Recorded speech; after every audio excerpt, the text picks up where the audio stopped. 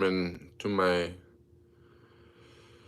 last minute surprise super duper secret stream.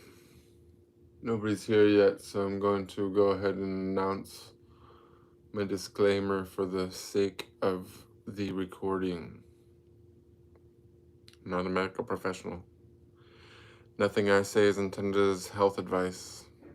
Any major changes you make to your diet or any other aspects of your lifestyle is something you should check with a licensed medical professional before enacting in your own life. Furthermore, I'm not a financial advisor. Nothing I say is a recommendation for an investment. That being said, I'm also a law-abiding citizen. And nothing I say is an admission of guilt. That being said, we have our first super secret attendee of our super secret stream. Welcome, Cannonball. Good to see you. So happy that somebody showed up. Yeah, I was just hanging out and I was just kind of like thinking, you know what, maybe I'll just turn on the stream and see what happens. It's noon, and I figured yesterday was also noon, so maybe we're nooning it. We're doing a noon thing this week. Oh, we got more people here. What's up, Anna? Noi, good to see you. Cannonball, this is a nice little committee here. Look at this. Isn't this a meeting of the minds? What should we do while no one's looking? Excuse me. Sorry, my evil laugh almost killed me. Just not made for evil anymore, Sam. Sam's here. He wants to be part of the super secret meeting. Welcome, Sarah. How are you? Oh, we got more people showing up. So what do you guys want to talk about? I didn't pick out a thing. I'm trying to think about what I was thinking about all morning. I've been thinking about stuff this morning. It's like a dream. It's like I don't remember now. I just woke up. Somebody has to remind me. I'm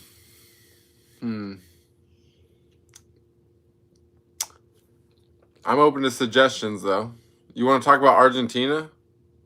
Let's do it. Let's talk about Argentina. I love their president. Admittedly, you know, I mean that's not like a political comment. So, you know, I don't know if I'm ready to do politics on YouTube, but oh, you reminded me. Oh yeah. So yeah, I was talking to Cannonball and there was we were talking about how when you're aware that you're in the matrix, so to speak. This is not the exact terminology, but I'm gonna adapt this to as many minds as possible. So the matrix is a popular way of describing the concept that we're in a kind of more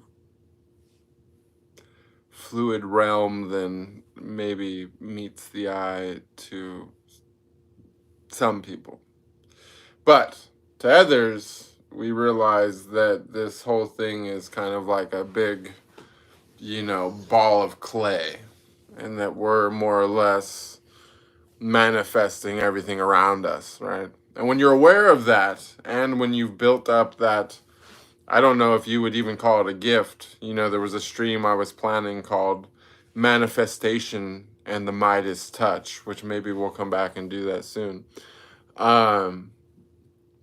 But you know, sometimes you build that up a little bit too strong and shit just starts happening around you all the time, which is it brings us back to a really important part of why it's important to do the work first and to get your emotional body and your physical body both straight before you get too crazy. But that being said, sometimes there's some very satirical moments that manifest around you, especially if you're in a satirical mood.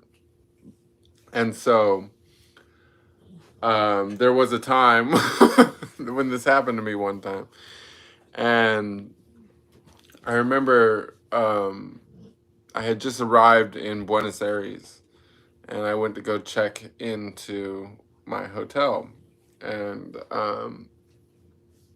I had gotten this hotel room that had like the most amazing reviews ever. Like, I mean, it was like a 5-star. Like, I'd never even seen reviews like this. It was a 5-star. Fucking people were talking about how fucking awesome it was. Like, it was amazing. I mean, it was so fucking cheap.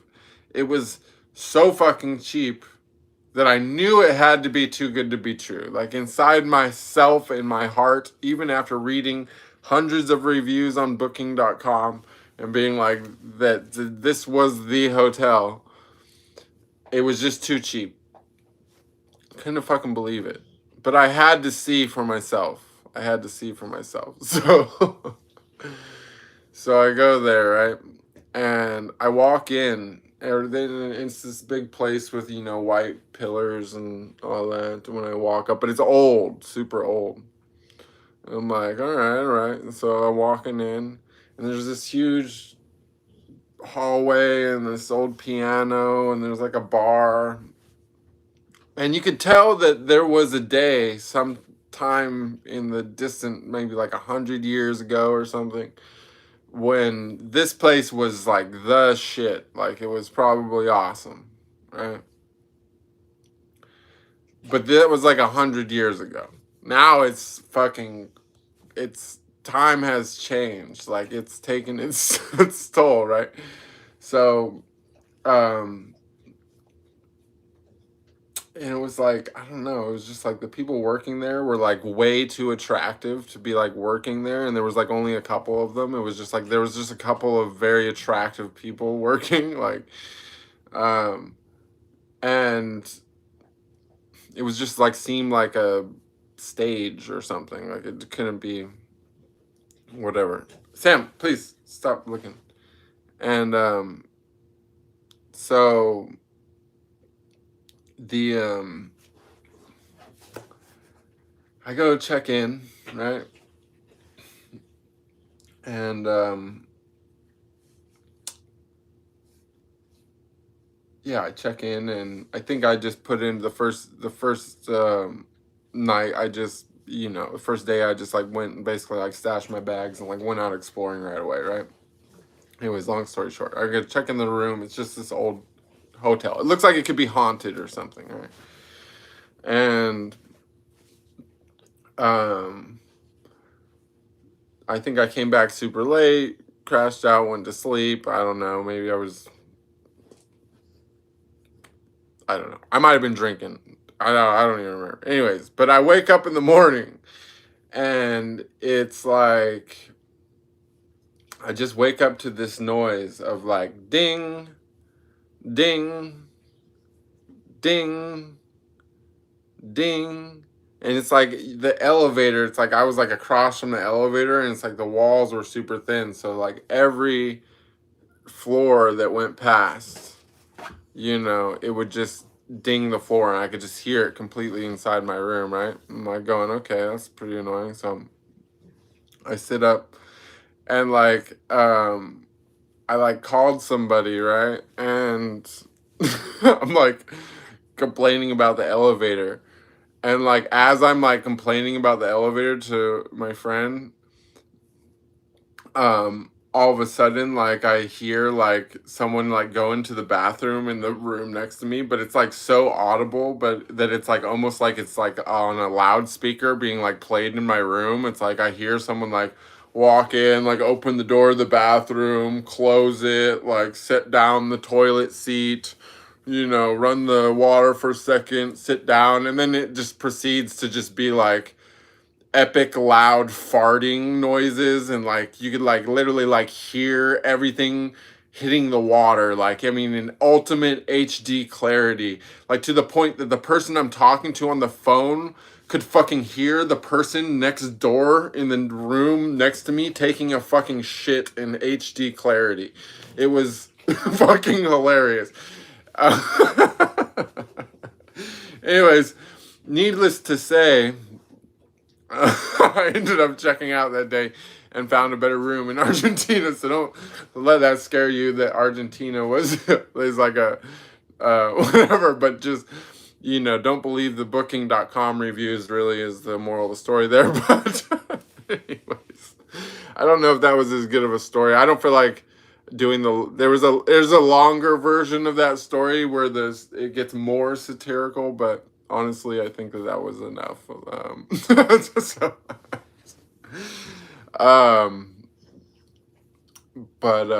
Yeah, you know, so just, yeah, imagine it like, you know, you're listening to the person in the bathroom next to you. You know, it's early in the morning. The elevator's like dinging at the same time. You're on the phone. The person on the phone can like hear this madness. Like, they're like, "What the fuck is going on?" And you're like, "This is seriously like, I just woke up here." Sorry. That was. All right, sorry. It was other. You know, I don't know what's going on in other people's world, but in person, every time I've ever told that story, it got a lot of laughs.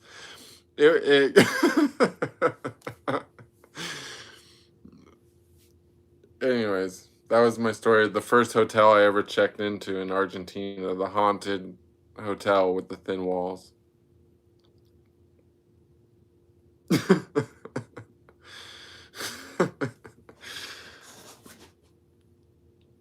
What's up, dude? Why are you looking at me like that?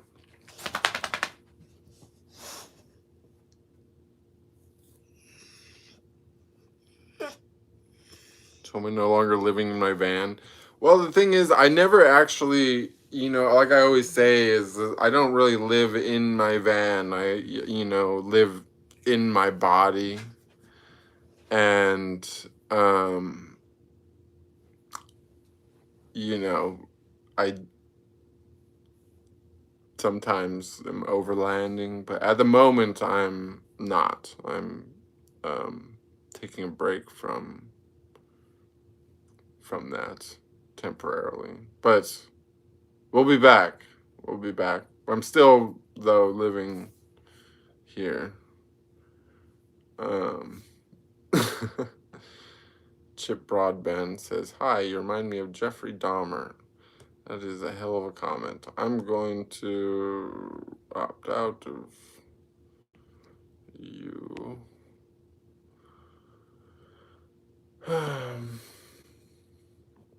So, anything you guys want to talk about besides my hotel in Argentina some years ago? You cracked up? Okay, well, good. I'm glad I got a laugh. You know, it was an intimate. Everyone's super quiet, so either I like, you know, it's either a bad sign or a good sign. Some people might be incapacitated right now. But, or it could just, maybe it was a dud. I don't know. Maybe I'm getting rotten tomatoed and I don't realize it. Hopefully I did.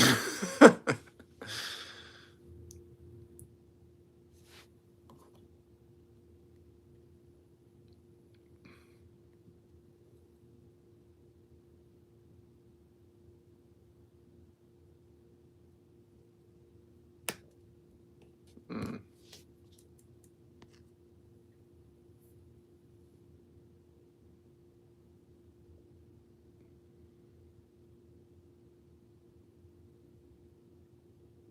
So, what have I been doing the past week? Hiking and meditating and, you know, yeah, pretty much just that. I need to do some work on the computer. I'm going to try to do that today. But yeah, nothing super exciting, to be honest. The winter thing is starting to happen. So I'm trying to decide where I'm going to nest for the winter. I was thinking about going down to, like, I don't know, San Diego or something. I don't know.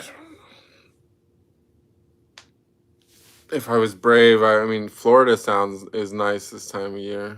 It's a good time to go to Florida. But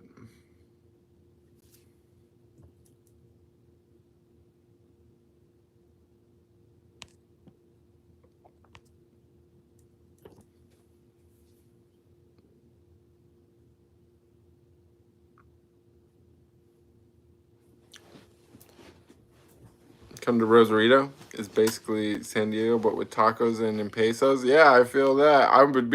Probably would be down for Rosarito. I've been wanting to check it out. Just like I'm like the kind of person that looks at the map and like does my daydreaming like that sometimes. I'm like, yeah, like this looks like a spot that I would like to be at. So I know where Rosarito is at. I've never been there. But I've definitely have Google mapped it.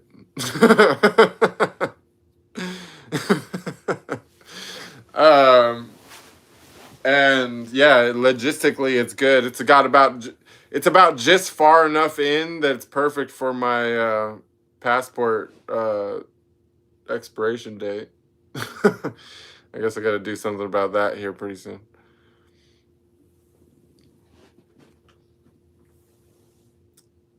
You want to deep dive into, we could deep dive into spirituality. I've been having a lot of spiritual thoughts lately.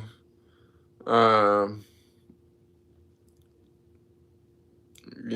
been going on this I've been wanting to do one about the ego. Like what actually, you know what I'm saying? Like what are the layers of self? And how does the ego fit into all that? But I don't know if I'm honestly not in the that's like a pretty good topic. We could actually just roll with the Midas touch thing.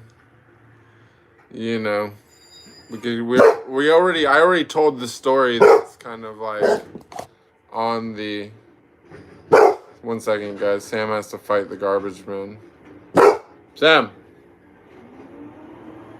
you don't want to fight that thing.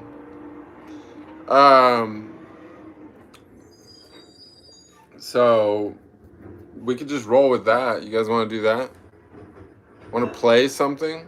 Oh, we could play a game. Yeah, we could do that. Whatever you get. I'm open to whatever. You guys just roll with it. I'm open with a game. I was also thinking like, where's some like, there's got to be some like public domain classical music or something that we could play here. Let me see what YouTube has to offer here. Let's see. Let's look for that. I feel like some public domain music is where it's at. So for licensing issues, just saying, YouTube, I'm looking on your website for this music. It says public domain, royalty-free tracks. Let's see. I want classical though.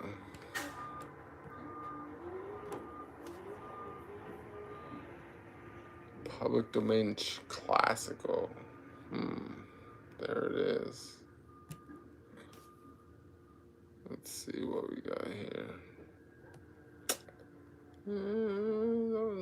Maybe that could work. Let's see.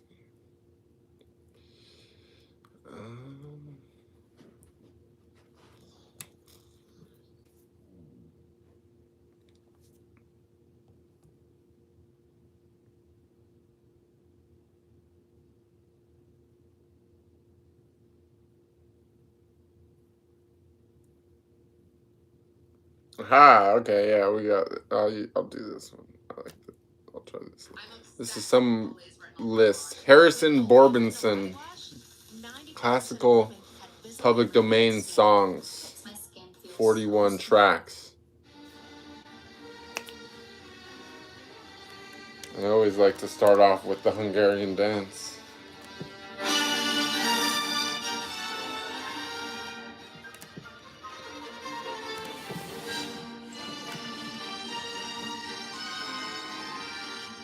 Never have I ever. No adult questions.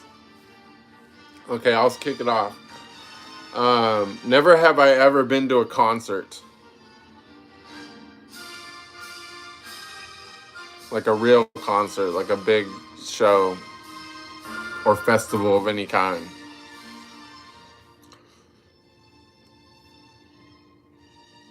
All right, your guys' turn.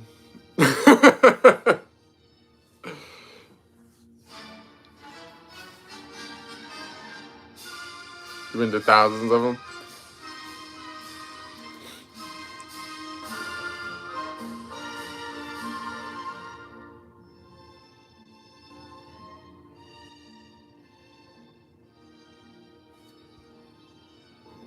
Oh, now we're getting some traffic.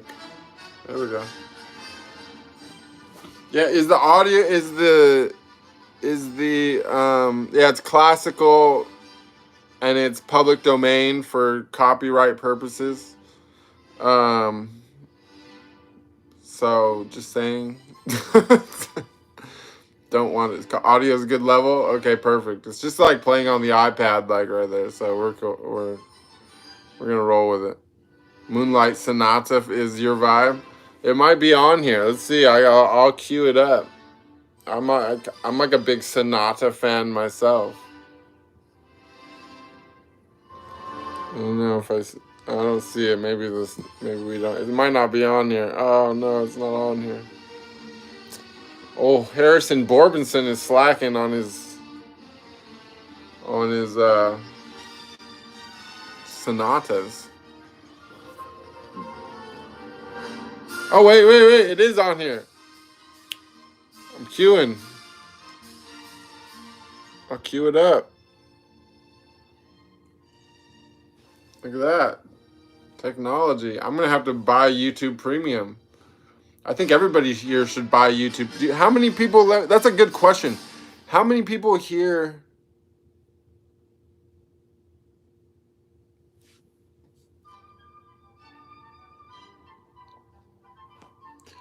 Starbucks Latte's got a good question. She says, or they say, I don't know, I'm not making any assumptions, sorry.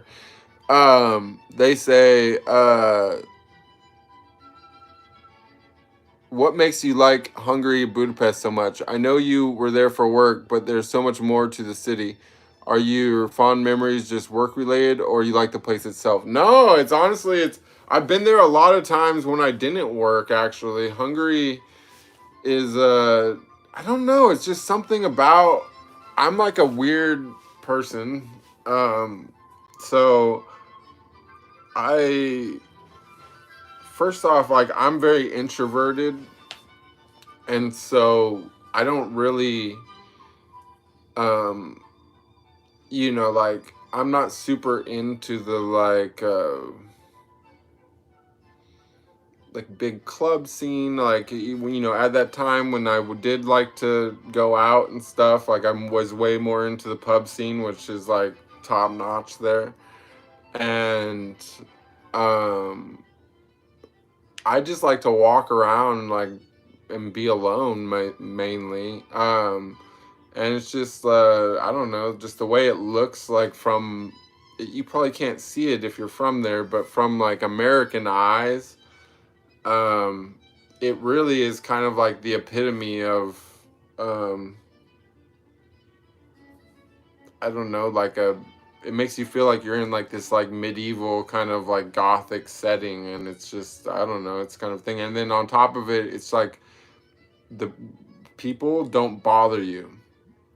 Like a lot of times, like, I travel a lot, and like a lot of places you go, have really tourism based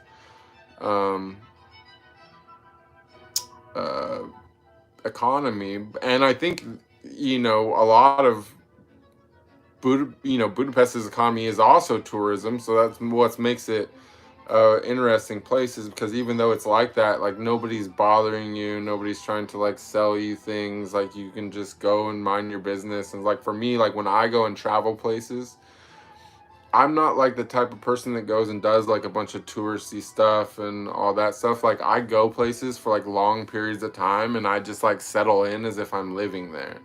And Budapest has been a place that's always been like super accommodating in that way. Like I can just go there, I can settle in there, and like I've actually just, it's just I went there so much, and also the fact that I was able to work there and stuff. It was like I was just able to have a life there, and I was always able to go back. Plus, there was a very special experience with Budapest, which kind of sealed it as like my main place, I guess, in the world, like with my heart in some way, because I got robbed in Spain for everything that was like important to me. I had all my cameras, my backups, my computers, like memories, like things that were unreplaceable.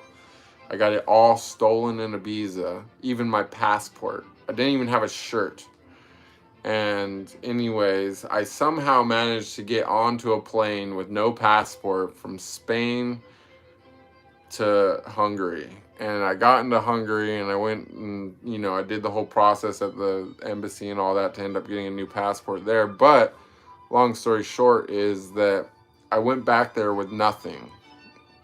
And when I left Hungary, a couple months later or whatever, I had more than what I came with, like at least as far as like all the things I needed to work and everything. Like I was better set up to work even when I left, so I was able to just like basically climb back from a total L,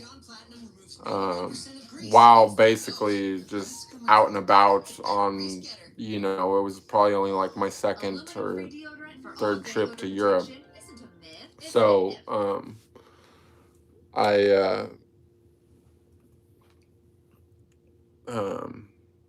it like made like a big impression on me in that way. So it's just like a place where, I have like a year and a half in total there, from like 2-3 month trips at a time. So I've been there like a lot. So it just kind of been my spot. And then also too, it's just like, even like I didn't go for a long time, and then I went I don't know, like a year or two ago, and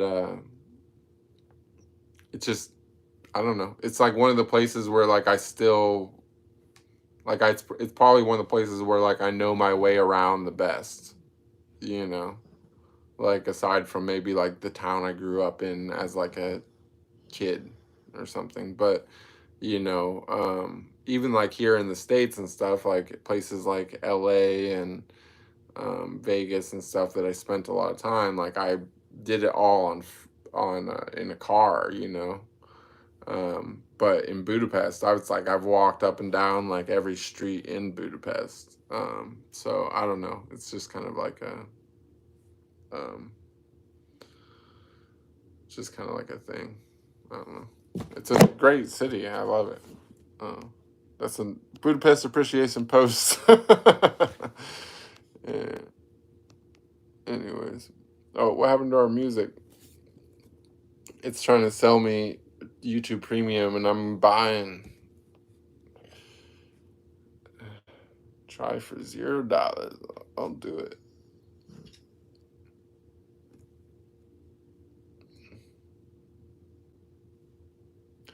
How long is this gonna take? Thank you, Noy, for the donation. Damn, 18? Crazy. Oh no, I don't know my password. Okay, we'll do that later. Just play the free one. What happened? Anyways, okay. I guess our music is not going. Oh wait, there we go.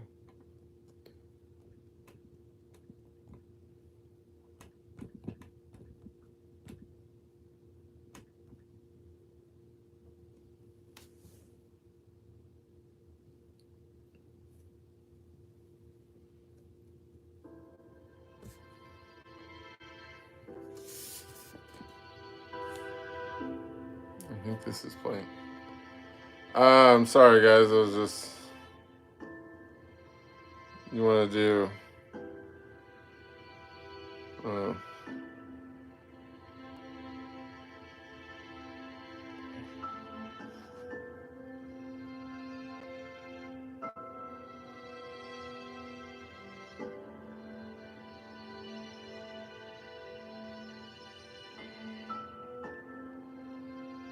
let's see. Star Wars Lady, what are your favorite places and districts in Budapest? And did you ever visit other Hungarian cities and countryside like yeah, I've been to Lake Balaton. I actually have a scene. I have a scene I shot on Lake Balaton, but I haven't released it yet. It's in my archives. I have a Lake Balaton super secret scene.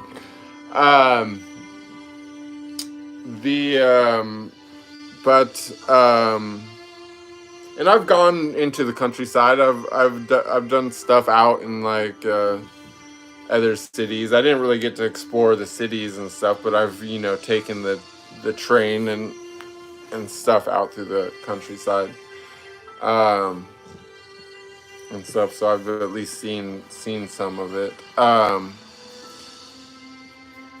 But yeah, like Balaton's great.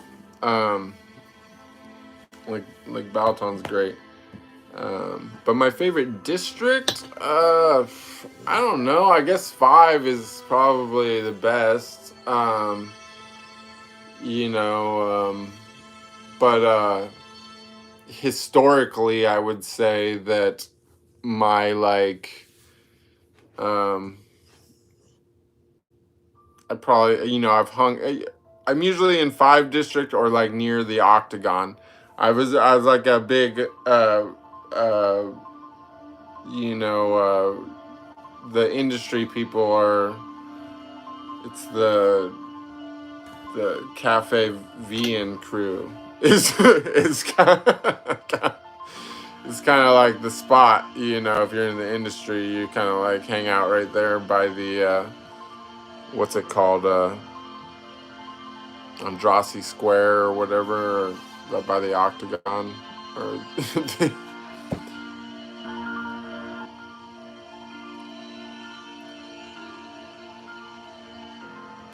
or not Andrassy Square. It's you know what I'm talking about.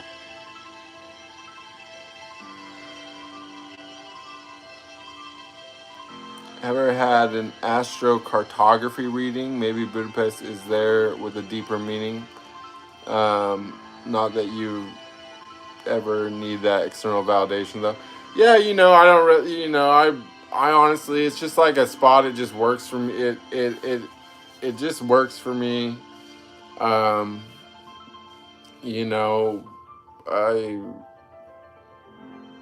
I got a thing for bridges as well. Like it's a funny thing that's been like, I never noticed it myself, but I've had people that have known me, multiple people that know me well, have asked me like, what's with my thing about bridges? Like, I don't know. I just like bridges.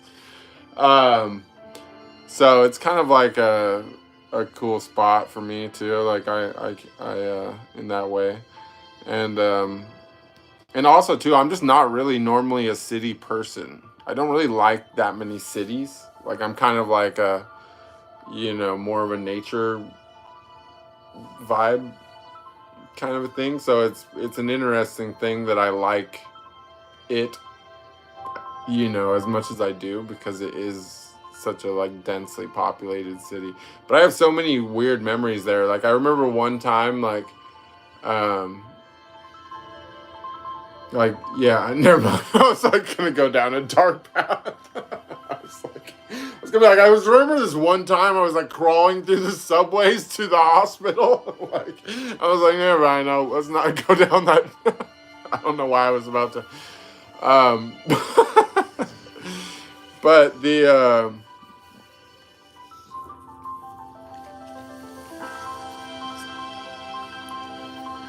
Where are you at with your spiritual journey? Where am I at with my spiritual journey? That's a good question. So my spiritual journey, where am I at? That's a great question.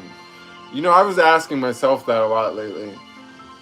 And it's like, for a while, I was really just like, you know, like when the first big thing happened, my only question, the only thing that consumed me inside from every different direction was just like, is that it?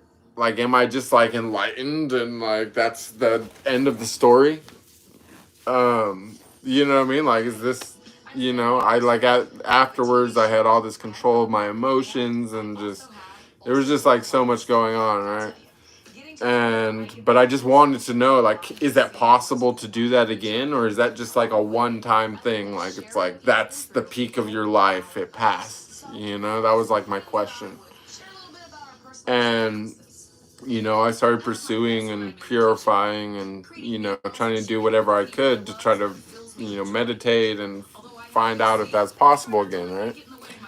And then something else happened that was, I'm not going to say one is better than the other, but just was a bigger, like, fuck, this looked great. I want to hear about astrogastry. No, 1 second, I'm turning this off. So, I want to hear this crap while I'm talking about this. So anyways, so the next experience was so much bigger in the sense of like the first one that like changed my whole life was only 7 minutes, and it was like I'm thinking this is the peak of my whole life.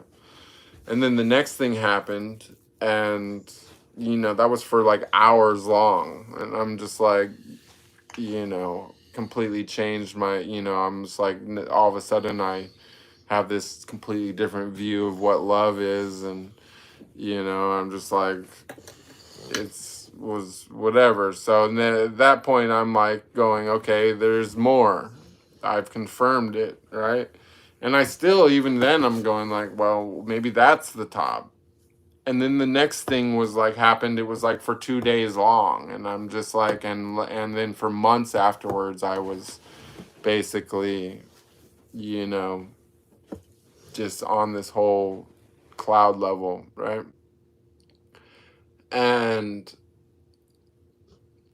you know, since then, like there's been times when like I haven't been streaming and whatever, and I've spent a lot of time, like a lot of time in contemplation, thinking about those realizations that I've had, right?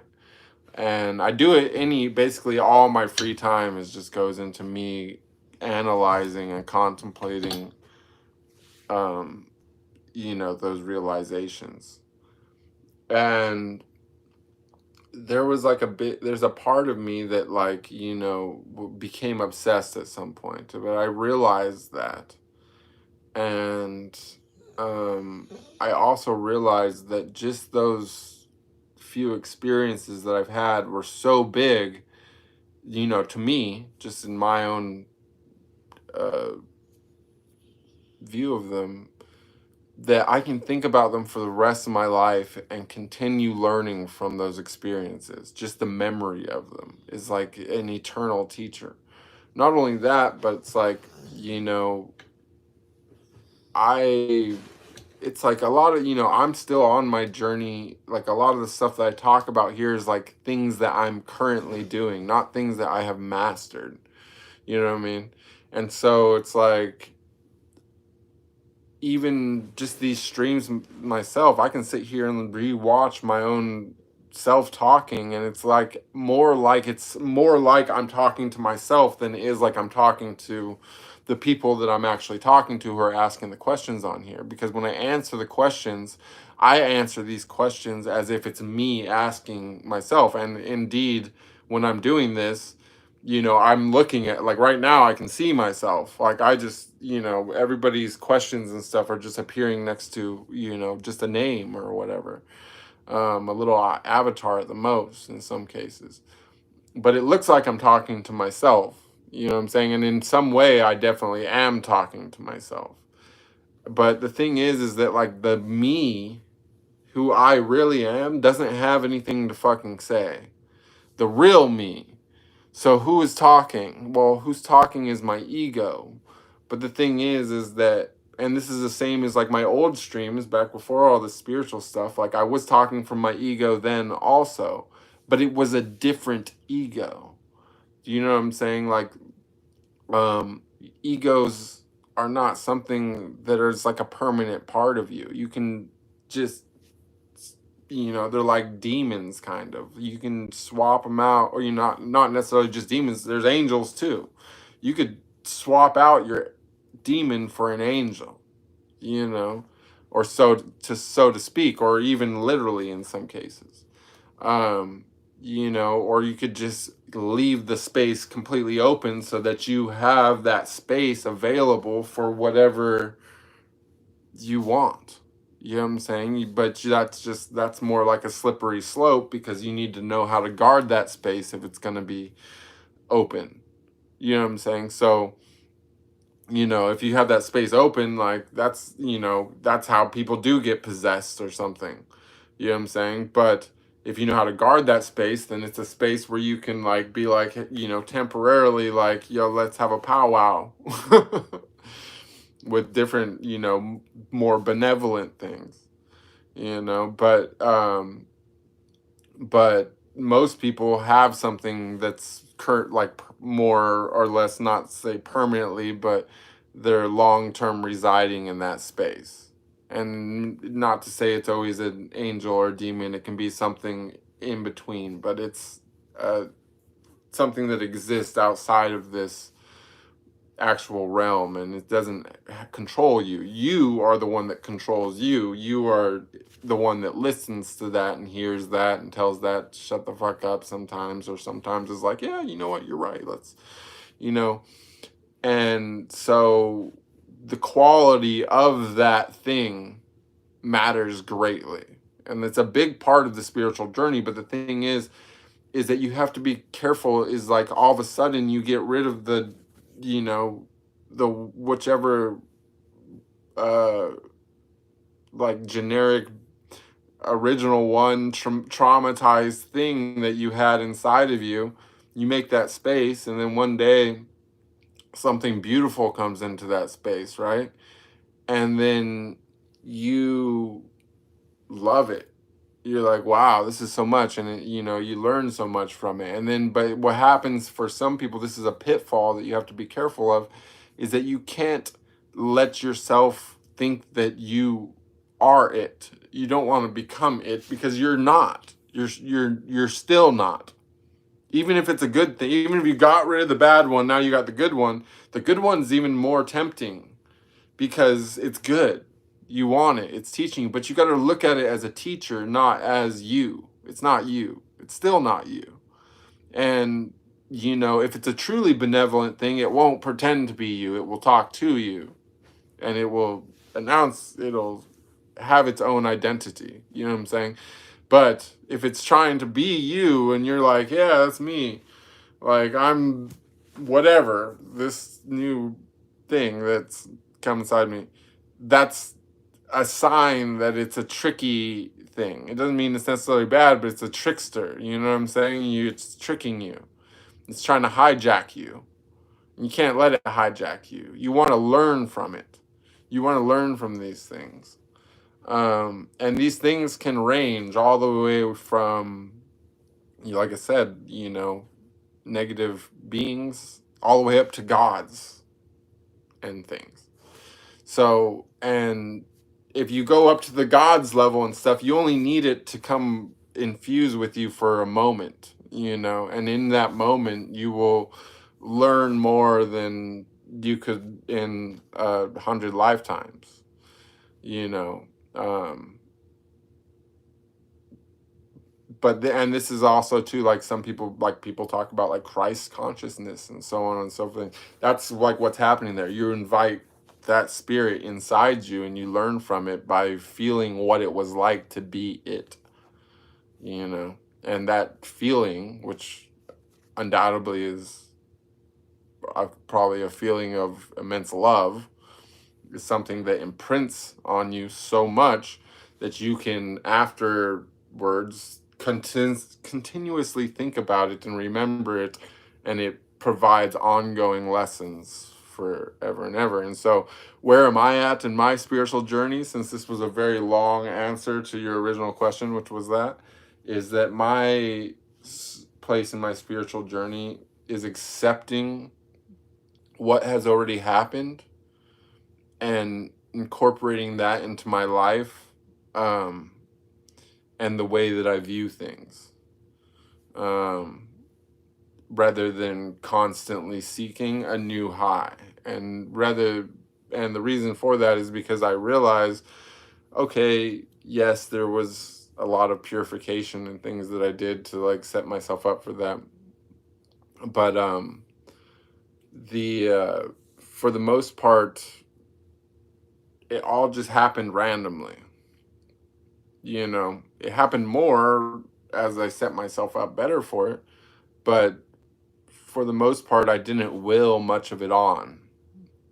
You know, not, at least not consciously or intentionally. Now, I have noticed that as time has gone, sometimes I'll just think of stuff and stuff will happen.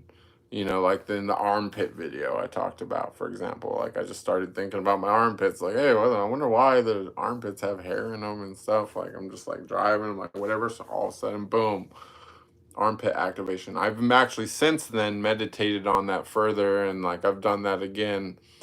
And I realize that it's just like an extension of the heart in some way. But it's interesting. You know, there's a lot going on in our bodies which we don't really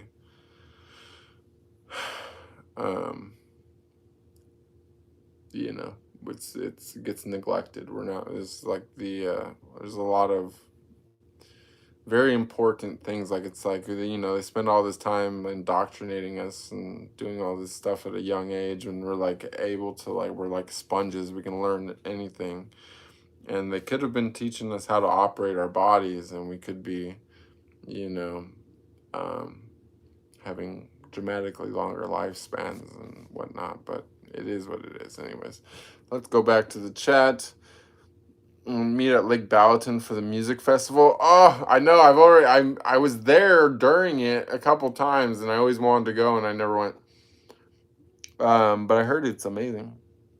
Holly says, I went to medical school in LA, and it was nice but too hot. Sent to a link for free premium. It's expensive when you pay for it. No advertising. Yeah, I was like shocked at $18. It's crazy. Buda or Pest? Usually Pest, mostly, but I have a friend that lived in Buda, and I think it would be a nice place to live if I was gonna stay there long term, you know, because it's more like houses and stuff styles, and there's like a view over there. But Pest is like, you know, more like thick city, you know, like. Have I ever been to Vienna? Not like really got to explore much. I got my luggage didn't arrive on my layover one time, and I had to like stay there and wait for my luggage. It was a big like Lufthansa crisis going on. So, but I didn't really get to do much. It was an interesting couple days, I guess. The archive is what us in England call a wank bank. What's a wank bank? I don't know what that is. Is that like a sperm bank? The Sleep Scorpio, welcome. Good to see you. Okay, we got a little group going on here. ASMR. Joe the Doll says, hey Poppy, I'm not a fan of the city either. Recently moved to a busier city because rent's cheaper. It's cold, people are unkind, it's hectic and loud. I always agree with you, nature's always better. You know what also too I've noticed about nature is an interesting thing? I mean, like, I was so into the hiking thing when I was in high school and stuff. Maybe it's because I had dogs then too, and it's just like I'm into the dog thing. But like,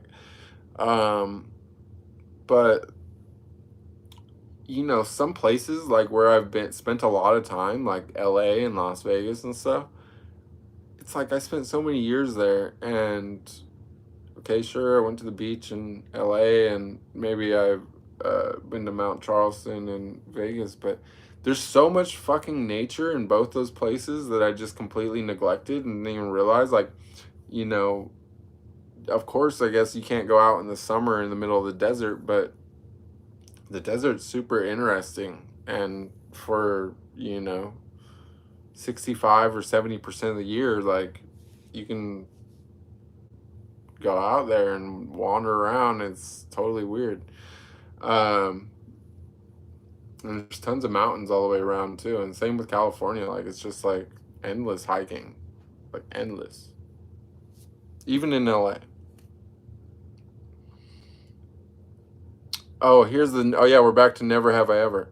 The ultimate never have I. Never have I ever crawled through the subway. Yes, I was like, I think I had the MERS. This was like way before the other thing that happened, but like there was apparently MERS happened too. I don't know. I just got sick out of nowhere. I was like, yeah, I had to crawl through the subway. It was like 3 o'clock in the morning. Trying to find the hospital. It was like really weird.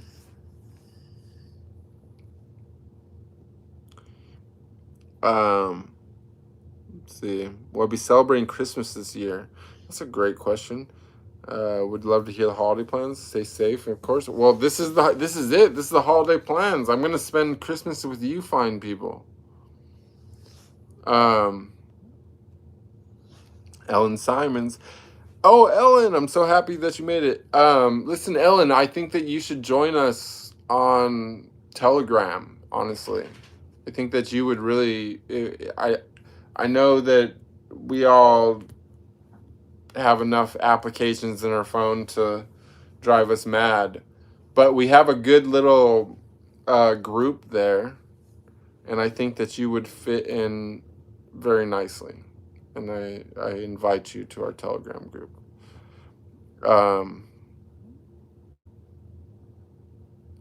Cannibal says, sorry, I forgot to answer your question regarding music. Oh, that's not for me. Ellen says, I reconnected with an old boyfriend and it's a challenge. I have to take it slow. You helped me as I found you. Well, that's good that you know to take it slow. And with everything, take it slow. I know that you said that you stopped doing all kinds of things. And it's definitely great. Like the shocking the system is good too.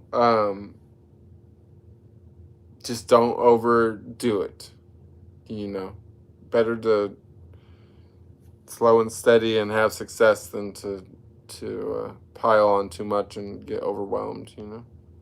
But that's just I'm just throwing it out there. Cannonball says Cabo Verde from South America. Oh, you guys still talk about music. Mrs. Stranger says, hey, what to do if you are bullied? If you cannot get along with people, you're too shy and too scared. Well, that's a good question, Miss Stranger. Well, let's first start. We got to take it step by step. So, it sounds like you're identifying the reason why that you're being bullied, or I'm not saying necessarily it's you, or that maybe you're talking about someone else, but that whoever we're talking about, person A, that's being bullied is being bullied because they're shy and scared. So,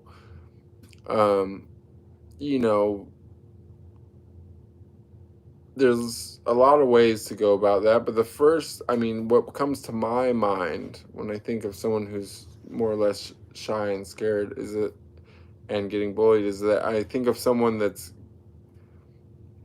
trying to fit a mold which is just not them. And some people are just introverted, and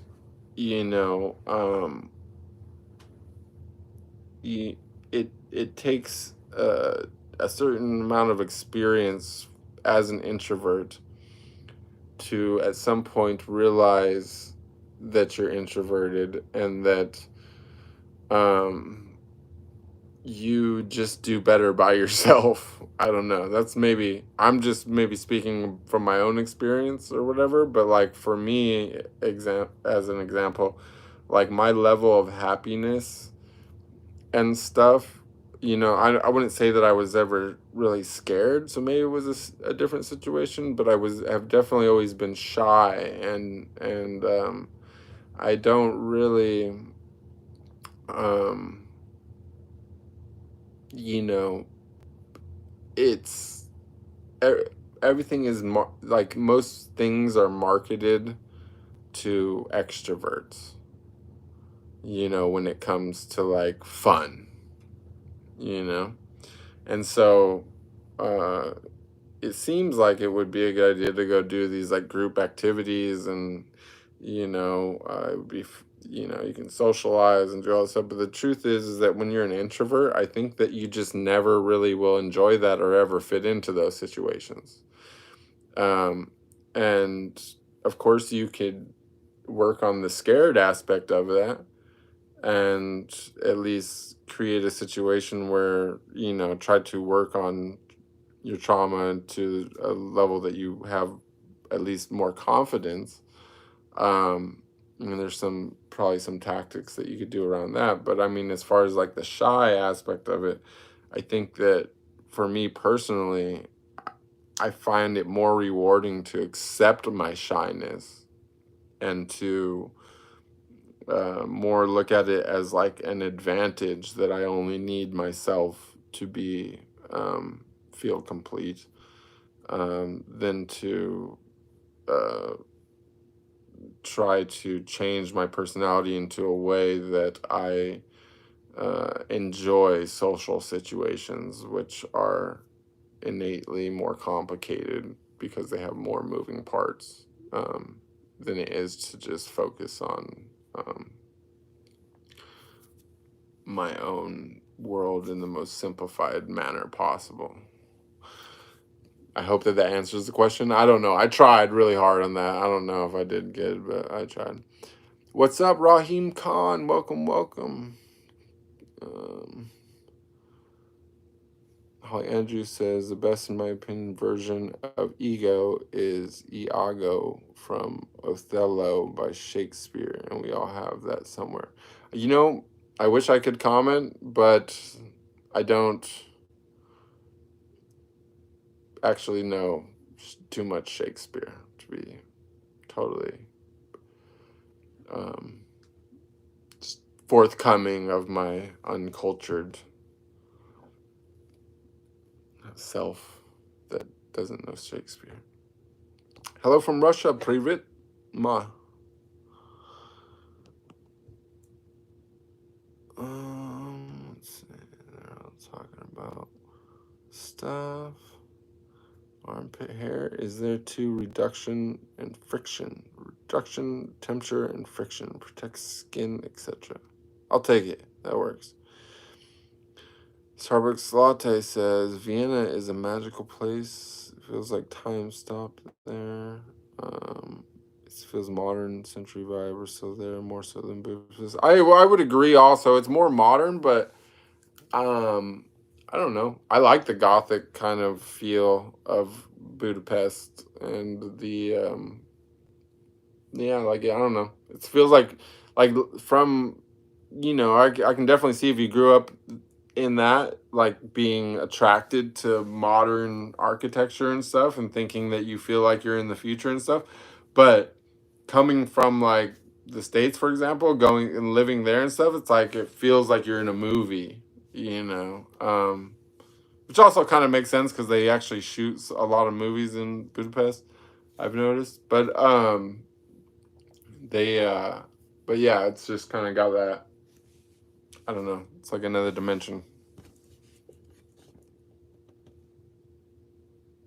Budapest, the subways are awful. I would not want to crawl there. I'm sorry you had to experience that. Yeah. It was a horrible experience. It was another one of those like it wasn't like I would say satirical, but it was one of those like it was like right out of a movie scene, like because I was like shooting this I shot this movie, and throughout this movie I was like renting out this I had the presidential suite at the presidential hotel, right, which was like, I don't know, it was this whole floor of this hotel in Budapest. I forgot which district, but like the financial district or whatever, right? And anyways, like it was a cool one. It was where I did the blindfold thing with Gina, um, and with like the big round like black bed, and there was the elevator went straight into the room. Like it was pretty cool. Um, and so like I was like there, like I felt like I was like on the top of society, like I'm chilling in the thing, and then like I got sick, and then like the production, it was like right at the end of the production, and then like it just kept getting worse and worse and worse, and like I couldn't lay down. Um, like if I laid down, it was like I couldn't breathe. Like it was really weird, right? And so um when I checked out of that place, I was like, I forgot I tried to, I was did something, but then I was just like, I was like getting so worse that I was like, fuck, I gotta get like checked in somewhere like now. And so like, I was felt so bad that I just didn't want to walk anywhere. I didn't want to take a cab anywhere. So I just went on Booking or whatever, and I found something that was cheap and like directly where I was at, like so I could just go straight there. So I booked it and I went there, and it was like a pretty terrible apartment. It was, um, but I was so sick, I just didn't care. I just wanted like off the street, right?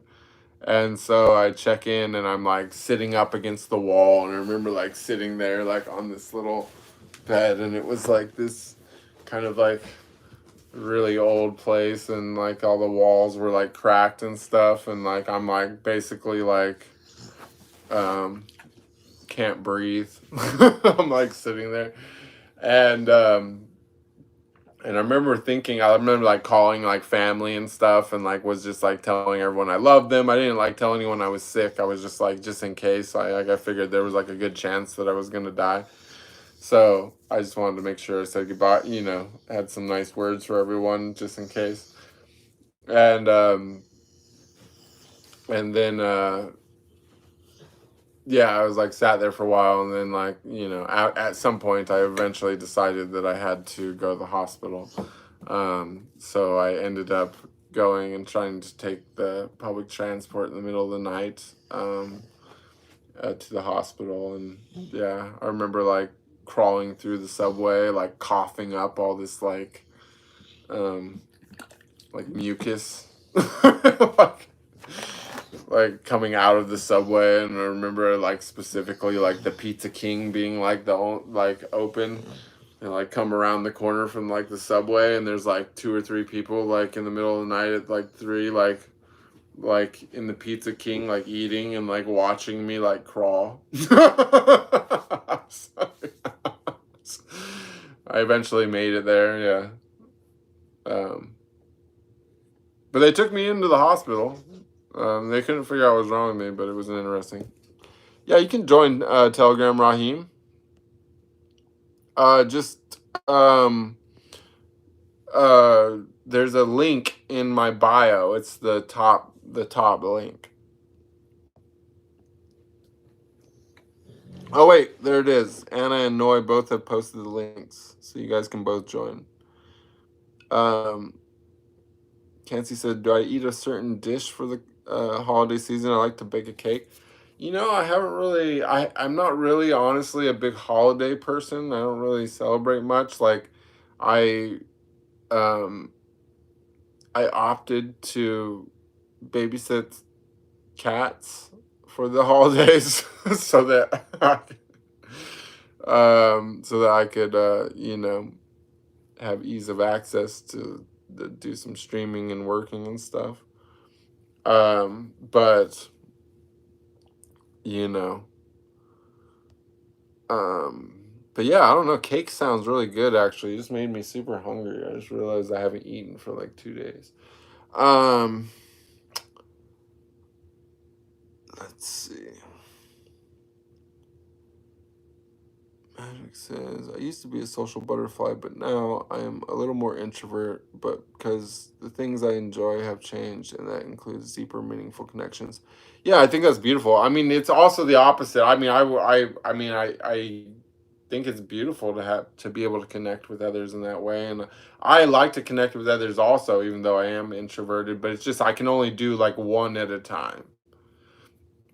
Like I'm really good at I'm also like a projector in human design, which is also kind of like brings us like, I really like the idea of the whole like, bringing everything together, into like one big picture of spirituality. Like it's just there's truth and there's good in everything.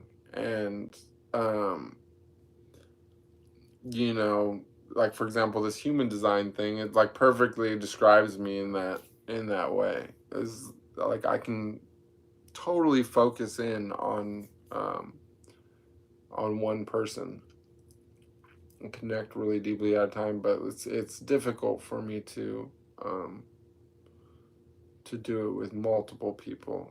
um and so you know obviously, like when it comes to like social situations, like as I said, for my never have I ever, I've never been to a concert or a festival. Like I just don't really like the big group, you know, the stuff that the most people, at least during my generation, and no doubt it's probably still like that today, was into, the bars, the clubs, the festivals, and big group stuff. Like it's just not for me. Like I'm kind of like, Tinder was like a big hit for me when it first came out. I'm not into it anymore, but I thought that was a really good, like, social invention for someone who is more like one-on-one oriented. But um yeah.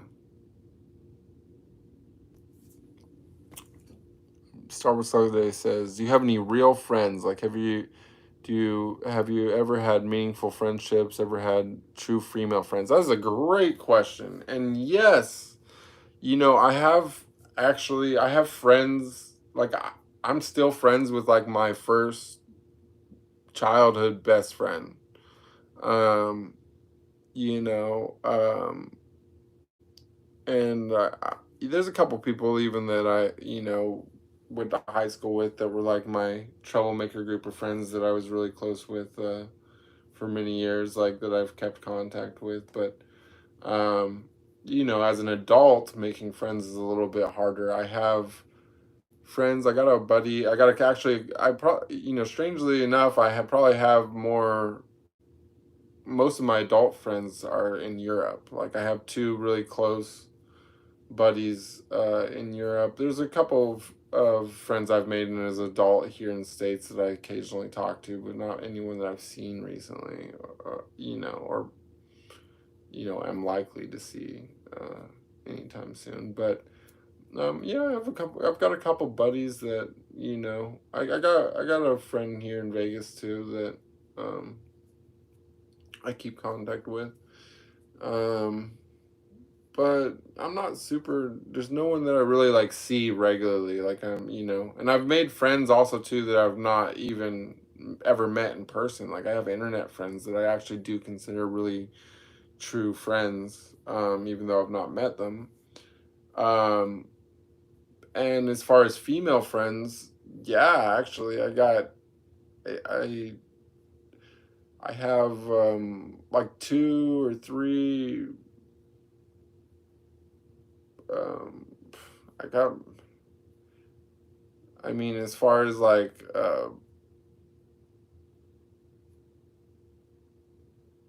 yeah, I've got a lot of female friends, like, and fully platonic ones. Um, both that. I know in person and that I have not met. So, I actually tend to find that I have really good long-term relationships with women um, when they're platonic. um, it's just that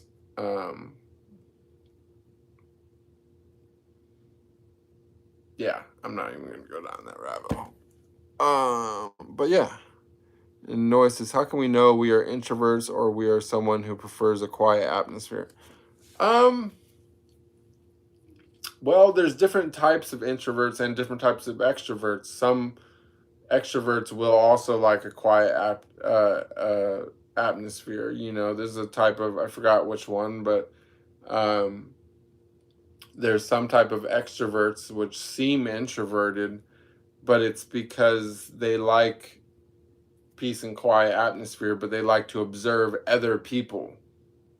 So that's what makes them introverted. They're interested in other people. Like a lot of people make the mistake of thinking that I must be extroverted because of my ability to connect with people I really didn't know in the industry in the way that I did. But the thing is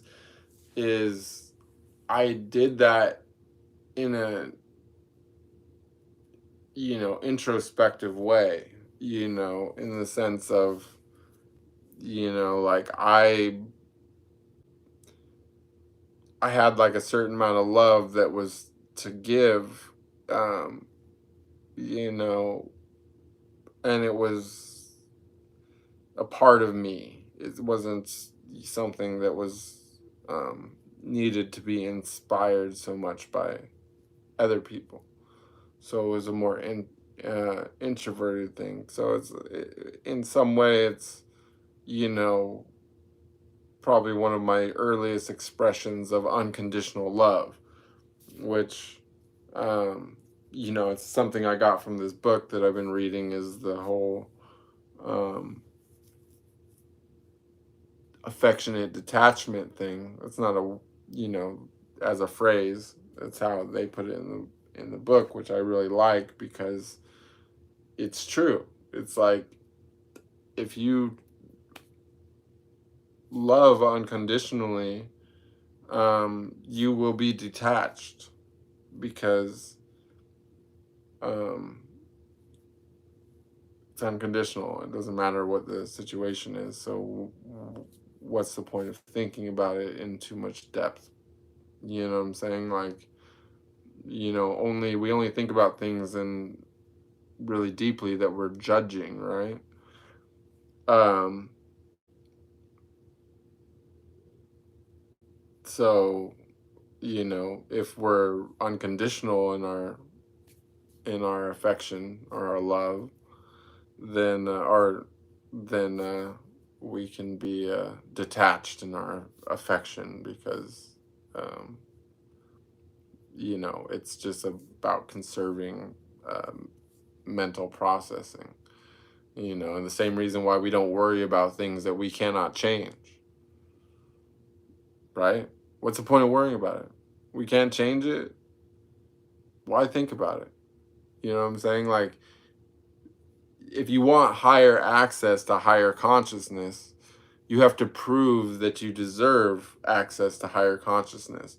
Well, how do you prove that you deserve access to higher consciousness? Is that something that is like virtue driven, or you have to follow some certain set of rules or parameters? Maybe you have to do a ceremony and make a sacrifice and offering or something. No, it's none of those things. How do you prove that you deserve access to higher consciousness? Is that you prove that you know how to properly manage consciousness, you know what I'm saying, in your own life with the access of what you already have. You already have a certain amount of consciousness, right? So, you showing and proving that you know how to properly manage your resources mentally, and even physically, all this goes together just to be able to be a good manager of thought. of awareness, to be aware of your awareness,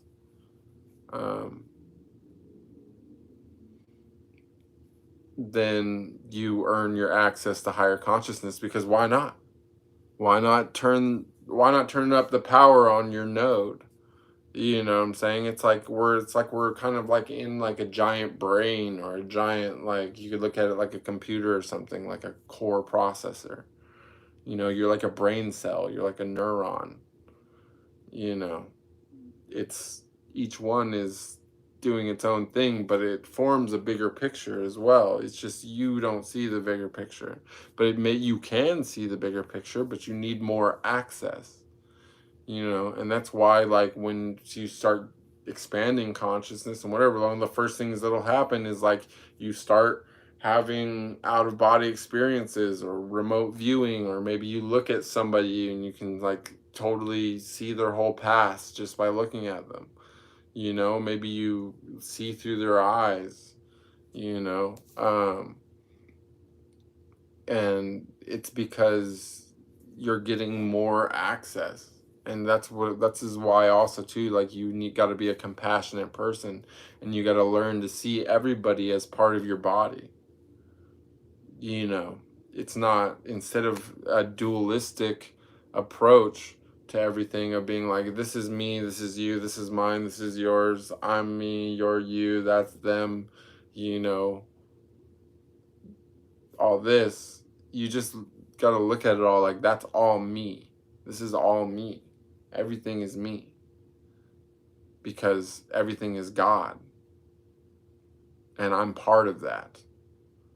But there's a bigger part of me than this part, which is deciding to not give me access to the whole for whatever reason. You know what I'm saying? And what is that reason? Well, apparently I'm not prepared to have access to that whole, or I've not shown whatever. For whatever reason, it's not there. You know what I'm saying? I've gotten to glimpse bigger parts of it than some people have, or that I have in other parts of my life, but don't have access to that. So, you know, that's what I think about, is when I, you know, I try to have compassion for everybody and realize that everyone's a part of myself, and that we're all part of one big thing, you know. And yeah, just to not think about anything that is outside of my control, and to love unconditionally. And for that reason, I don't need to judge anybody. I just have compassion for everybody. You know, as soon as I start judging somebody, because it shows a conditional, you know what I'm saying? What's the point of the thing? What's more than love? What more can you give anybody than love? You know what I'm saying? Even, you know, like, knowledge is a very great gift, but knowledge can, like, it, something that you know what I mean? Like, true knowledge is going to come from a place of love when you're sharing it, you know? And so, yeah, that's the way I guess, look at the whole thing. Go back to the chat. Sarah says, I was a very shy when I was young, that I pushed myself to get a job in retail. It was very hard, but it really helped since then. People told me they thought I was a snob when I was too shy to say hi. Yeah, people misinterpret, and that's what, you know, again, like, it's good to remember that, like, it's just, this is another reason why you should never judge, you know, not just because judgment is an unloving, you know, act, but because you just really, you know, it takes a lot of expansion of consciousness and a lot of awareness to have empathy. And true empathy, it's just people really, really misunderstand this concept. And it's not that they're like necessarily empathetic people. It's just that they just literally don't understand it like on a like vocabulary level. It's confusing. But true empathy is to see through another person's eyes accurately, to see through the scope of to understand the scope of perception. And it's just like that, somebody thinks you're a snob, but you're just shy, and it's just, they don't know your life. They don't know why you're shy. They don't know, they just, for whatever reason, it makes more sense to you that you're being a snob. But, if everyone let that go, like, think about how the world would be, like, our interactions, everything would, like, unfold in a completely different level. It would affect all types of aspects of society. And it's a kind of a big problem, is that everybody, we live in a society that does not, like I said, people who have empathy, there's people who have empathy that don't even know what it is. Like, it's not something that's well understood in Western culture, and it's a problem. Thank you so much, Anna, for the donation. Much appreciated. Family members can drain me, especially. Yeah, that's true. Family members do push our buttons. If you really want to test yourself, that's like the highest test that you can put yourself through, when you're like feeling that you're, spiritually advancing. The best test is the family member test.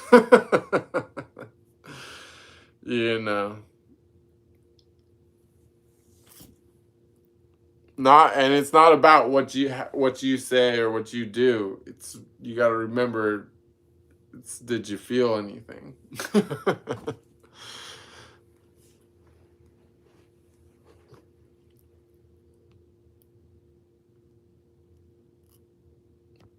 Find yourself someone that looks at you like Sam looks at Bruce.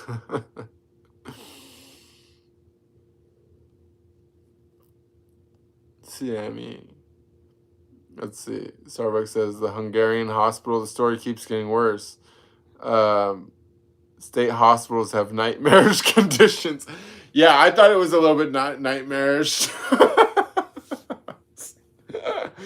I remember them like trying to like find an artery because they wanted like arterial blood, and they like couldn't find one, so they just like kept stabbing me in the hand. like over and over again. They were just like basically, like, I felt like I was like getting like liposuction or something. They were just like basically just stabbing around inside me, like hoping something would like start shooting like bright red blood. It was, eventually I just tapped out. I was just like, you know what, it's fine, I'm just gonna go die. I'm just like, it's cool.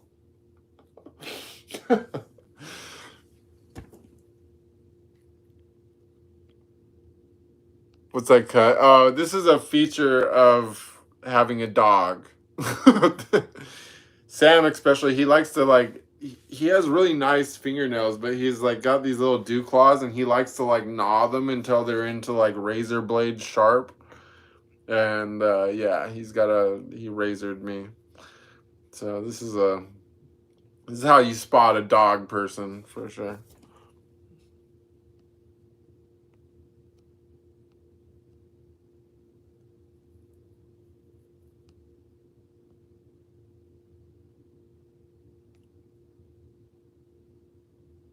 Welcome, everyone else that got here. Scorpio says, do you think most people who do the spiritual process will become more introverted?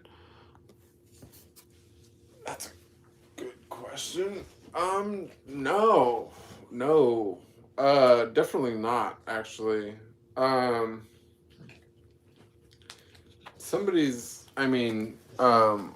you know, there's one of the main features of the process is really the, you know, um,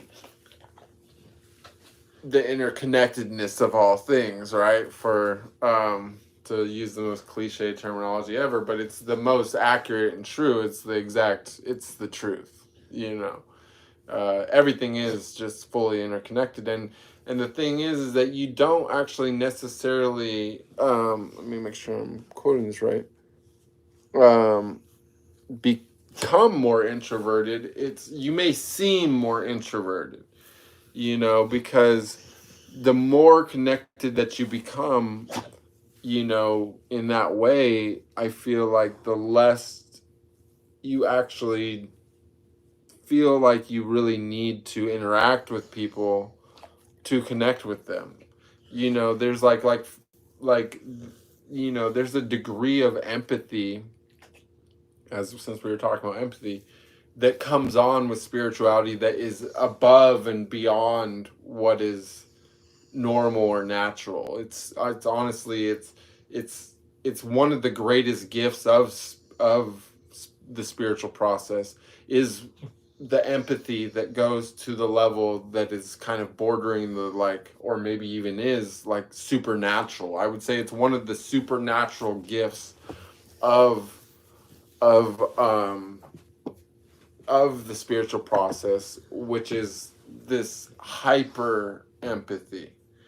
And with this hyper empathy, um, you know, the thing is that you feel so, you understand everyone so well, you see through their eyes so well, you you can in some way put yourself in a state where you are them.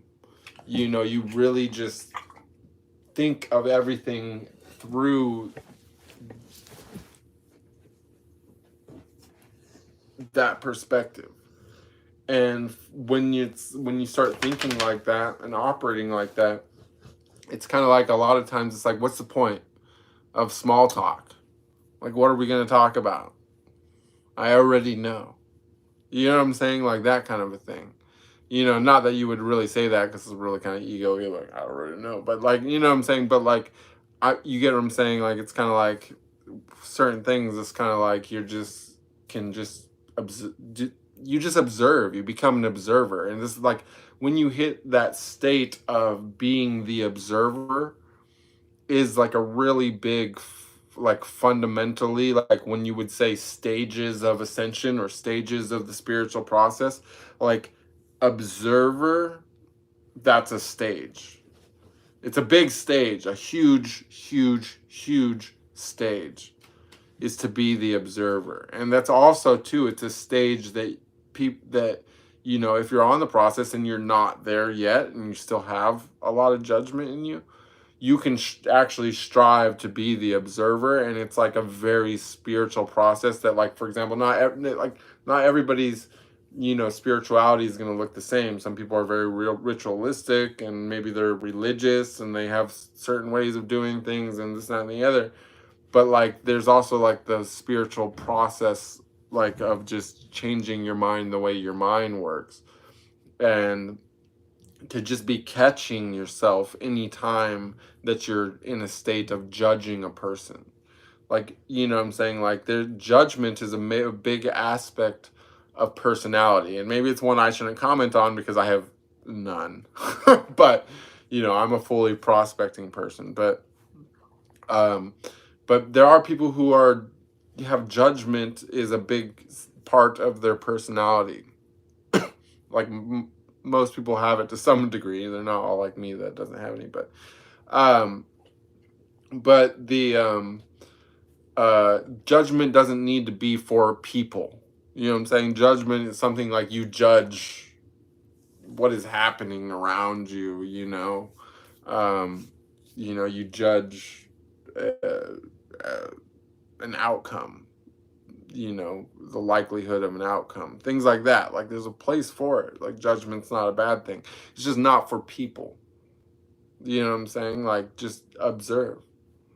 You know what I'm saying? And stay in the moment, because judgment If you are a person that does have have judgment as a dominant part of your personality, then that's something you can also, it's good to know the aspects of your personality, because it also kind of gives you the prescription for your medicine, for your healing, and for your journey, and for your spirituality. So like if you're a heavy judger, you know what I'm saying, you need to really push to be more observant. You need to really push to be more present in the moment, because judgment is a personality trait that takes you out of the moment. Because when you're judging something, you're really focusing on the future or the past most of the time, right? It's hard to be judging in the moment, but that's where you should be judging. That's the proper place for your judgment, is at this exact moment of, you know what I'm saying, let the judgment be the part of you that is represents order. You know what I'm saying? Let judgment be the part of you that represents, you know, the reason why, you know, it doesn't matter what the law says. You don't step in front of moving a 2,000-pound vehicle on the road when it's, you know, not at a standstill, even if it's illegal. Do you know what I'm saying? It's like you use judgment. You know what I'm saying? You're like saying in the moment, it's order. It's the math going on around you. It's not a basis for your emotions. You know, observing, that's the opposite of that. You know what I'm saying? So, you know, as you become more of an observer, of course, you're going to seem more introverted, even if you're extroverted. But as you go, I mean, I'm not an extrovert, but I've seen plenty of extroverted spiritual people, and they become really, really, really social, you know, and that's great too. Like, they're pleasant, really pleasant people to be around. But again, it's really the judgment aspect that makes it, that is the feature there that matters and makes it seem like that, in my humble opinion. Sorry, that was long, you guys. Thank you so much for the chicken, for starting. Ellen says, when my daughter died, I was devastated. I know. I remember. I heard you. I seen your other comment about that, and I'm like so sorry to hear about that, Ellen. And I just don't even know what to say. Like, it's like one of the most terrible things I'm sure that anyone can ever go through, and I don't think that. I'm sure nobody that's never been through that could really understand it, but I don't know if you want to share more about that and tell us like how long ago it was, because sometimes, you know,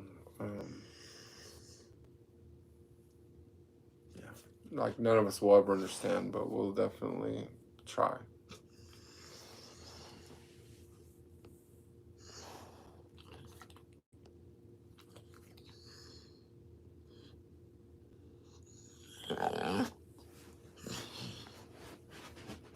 From lupus. I'm sorry to hear that. So, I think the dog needs to go. Sam, please. But you gotta wait. Oh. Sam! I think the dog's gotta go out, you guys. Hey, lay down. You're gonna wait. Lay down. Leave me alone.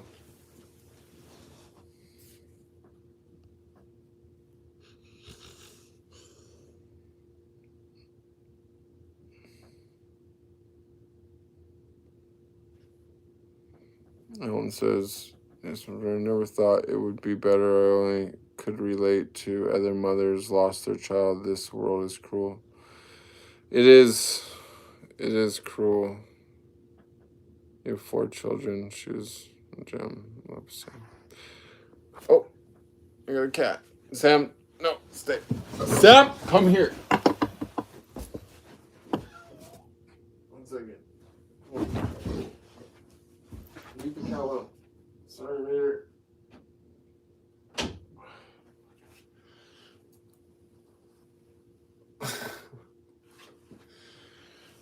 Oh. Sorry, guys. I had a cat-dog showdown going on.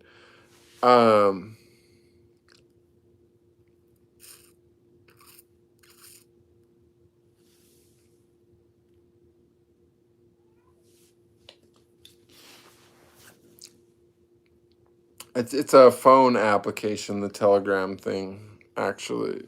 But you guys, I think the dog, you know, all right, well, let's,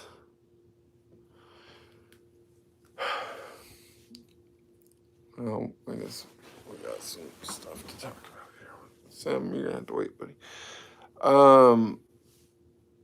Noise says, I believe you're a strong person. I can't imagine it. I just like to say God will not test a person beyond his ability, and I wish you happiness. And I think that is very, very, very well said, Noy, and very good advice. I don't think that any of us who've not been through that can understand it, but I do think that Noy's right. Like, you will not be, you're not tested beyond your abilities. And, you know, I know you've been watching a lot of the videos. I've been seeing you comment on stuff, and you know, I feel like I'm walking, you know, a thin line, because I don't want to be misunderstood and to you know, seem insensitive, but truly and truly, like, the very, very first lesson of my whole thing, and the thing that's been reinforced with every experience since. It's really been like the central feature of the whole thing, like from the very first day and the first moment, was that death is not real. Like, it's tremendously painful for the people left behind, us,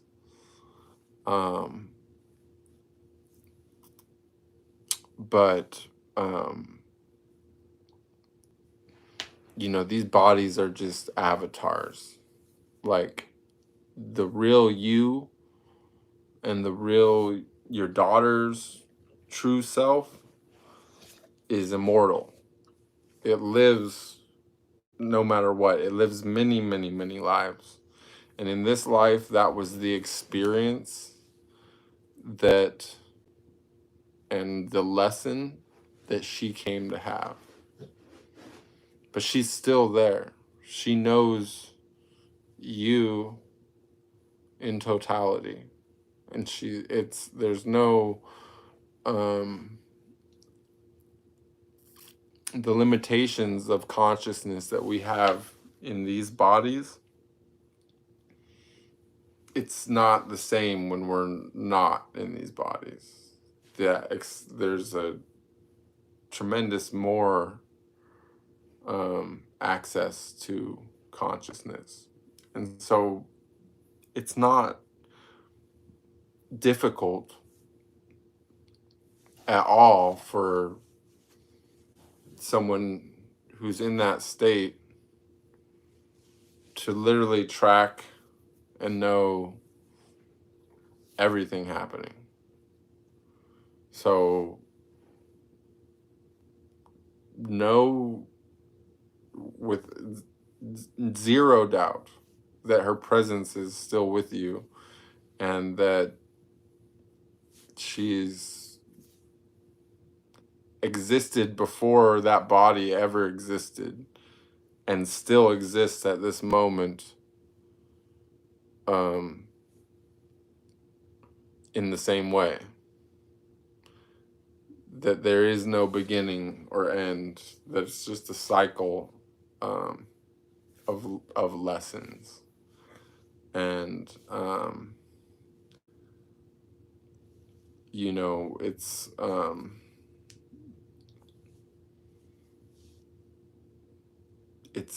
important to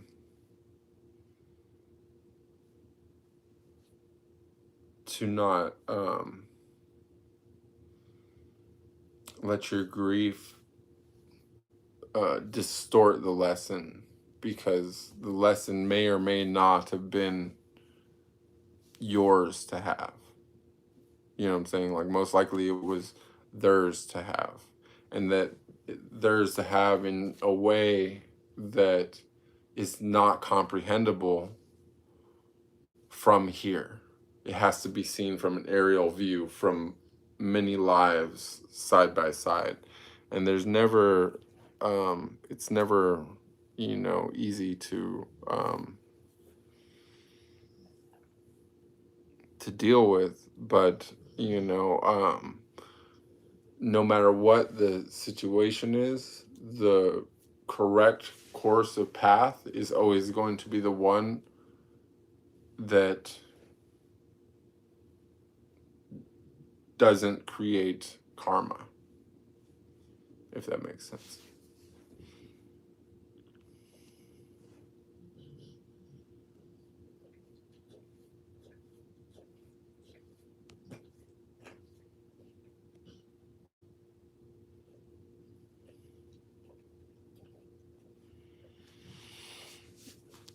Sex mentioned ultimate detachment is a major soul growth vortex, alchemical gold on the other side. I agree. Thank you, Jaden, for the donation. Ellen says, I was pushed off your channel. Thank you, Bruce, and everyone. I was a goner for a while. I'm doing okay. Well, I'm happy that you're doing better, Ellen, and it will,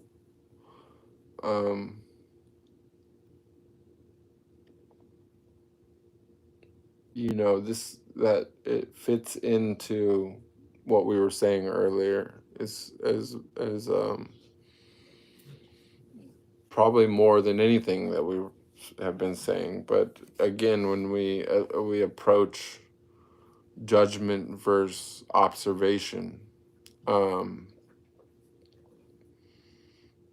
you know, I think that it applies here probably more, just as much and more, even more than anywhere else, because when we lose somebody, we don't need to necessarily judge the situation. It's not our place. You know, each person judges themselves before their next life. We just observe. And if we observe with open consciousness and open awareness, you know, no matter how bad an outcome is, the best situation that can always come from any outcome is always going to be the lesson, no matter how hard and how bad the lesson actually is. And so I guess that's that.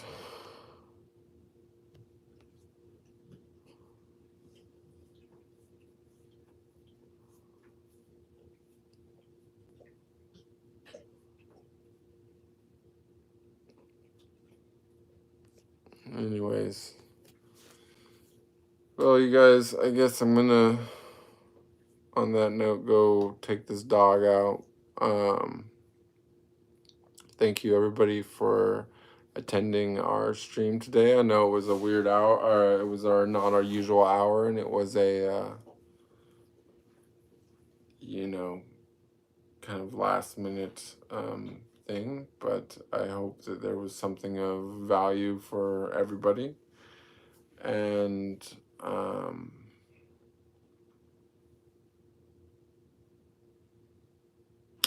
to think if there's anything else.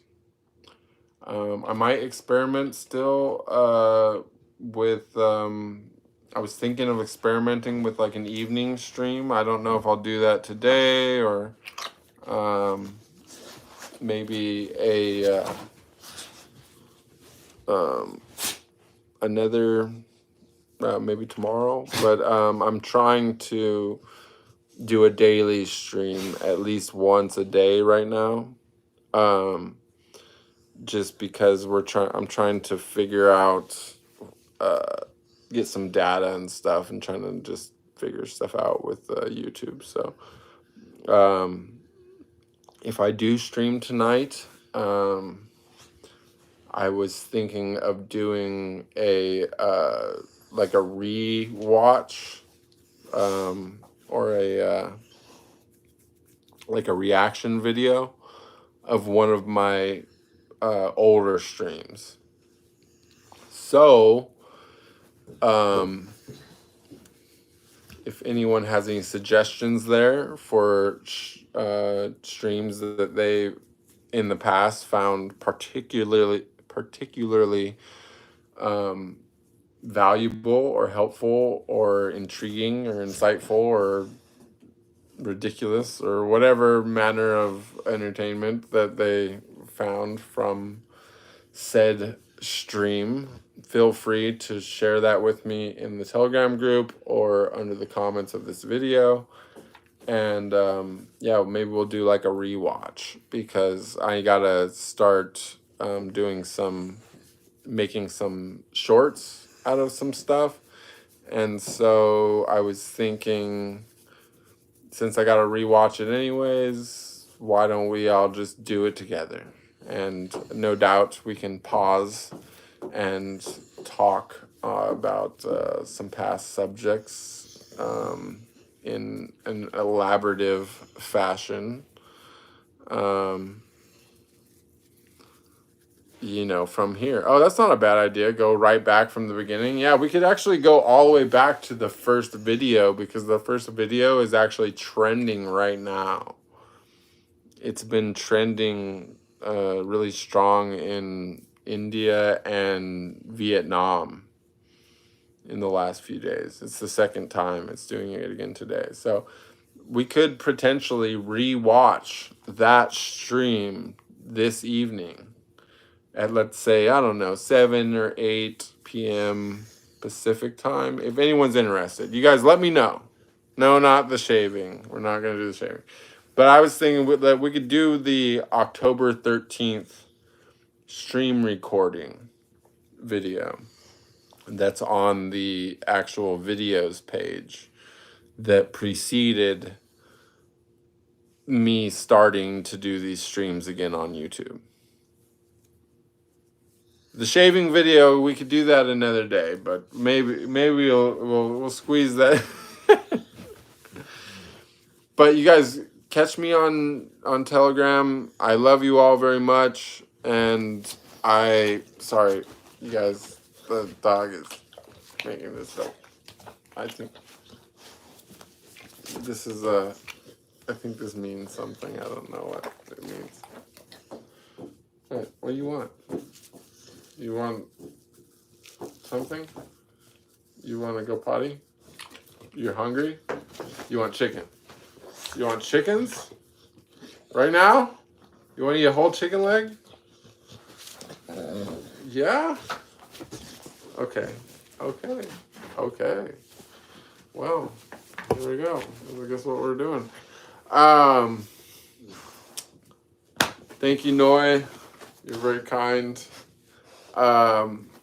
And any last minute comments or questions, you guys, since I got this going on?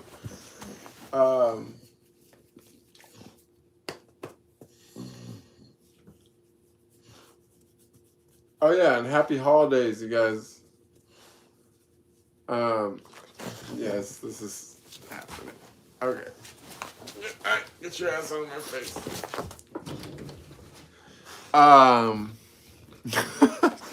Fuck out of here, dude.